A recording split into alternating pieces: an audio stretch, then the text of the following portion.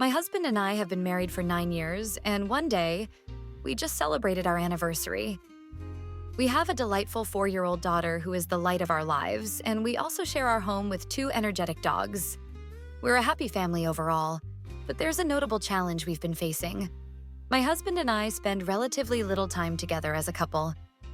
We have different interests and hobbies, which means we often engage in separate activities rather than spending quality time together.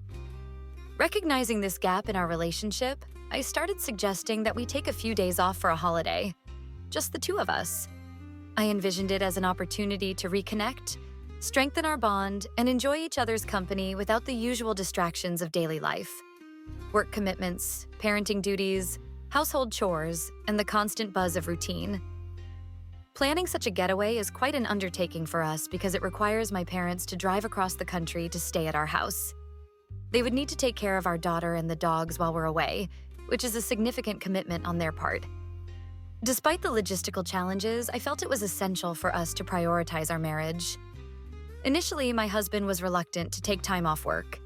He's very dedicated to his job and finds it hard to step away, even for a short while. Understanding his hesitation, I tried to make it easier for him by proposing a shorter trip. I said, "Let's just do the weekend then." One weekend where nobody sleeps across my legs. Our daughter has this adorable but uncomfortable habit of crawling into our bed at night, waking me up in the middle of the night with requests for ice cream and no loud barking in the morning from the dogs.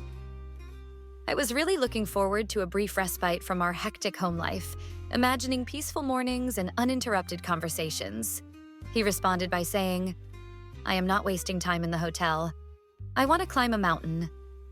While my initial idea was perhaps a relaxing stay at a cozy hotel or a spa retreat, I was open to his suggestion.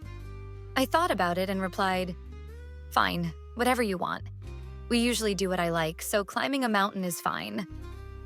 I wanted to ensure that he was enthusiastic about the trip and saw it as an opportunity for both of us to enjoy ourselves. I was willing to step out of my comfort zone to make this time special for him as well. We went ahead and scheduled all the details. My parents graciously adjusted their plans to accommodate our booking. They rearranged their schedules, prepared for the long drive, and were ready to stay at our place to look after everything while we were gone. Everything seemed to be falling into place, and I started to feel excited about our upcoming adventure together. It felt like a positive step for our relationship. However, yesterday, while checking our group chat, I noticed a message from his sister asking where to transfer money for the trip. Confused and a bit taken aback, I asked my husband about it. He casually said, "I had to invite her. She wanted to go." I was surprised and replied that she lives only 40 minutes away from us, and they can go hiking or climb mountains together any other weekend.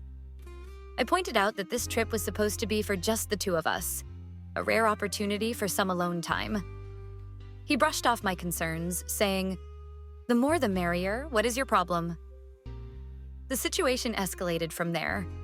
In essence, he's angry with me because he thinks I'm being antisocial and that I didn't explicitly specify that I wanted the trip to be just him and me. From my perspective, I am upset because I wanted to get away from home and spend quality time alone with my husband, without family members or other distractions. We only have a few days every year where we have the chance to go somewhere together, just the 2 of us, and I felt this was important for nurturing our relationship. Somehow, we can't seem to see each other's point of view, and it's causing significant tension between us. To add to the complexity, I've now learned that my sister-in-law is bringing her husband along as well. So, our intimate getaway has turned into a group trip with his sister and brother-in-law. While there's nothing inherently wrong with a group of people enjoying an outdoor adventure together, it's not what I had envisioned.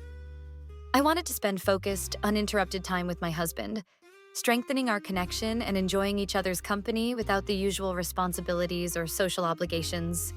It might seem that I'm the unreasonable one for wanting to be alone with him, but I can't help feeling disappointed and somewhat sidelined.